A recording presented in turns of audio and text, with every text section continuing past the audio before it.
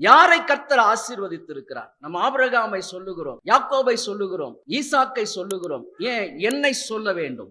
நானும் கூட கர்த்தர் ஆசீர்வதிக்கப்பட்டிருக்கிற அந்த ஆசீர்வாதத்தை அல்லது வாக்குத்தத்தமான ஆசீர்வாதத்தை நானும் பெற்றுக் கொண்டிருக்கிறேன். பவுல் சொல்லுகிறார், நான் கிறிஸ்துவை பின்பற்றுவது போல நீங்கள் என்னை பின்பற்றுங்கள். அப்ப வாக்குத்தத்தமான அந்த ஆசீர்வாதம் என் வாழ்க்கையில நிறைவேறும் பொழுது நான் சொல்ல முடியும், என்னை ஆசீர்வதித்த தேவன் உங்களையும் ஆசீர்வதிப்பார். என்னை உயர்த்தின தேவன் உங்களையும் உயர்த்துவார். என்னை கனப்படுத்தின தேவன் உங்களையும் கனப்படுத்துவார். எப்படி?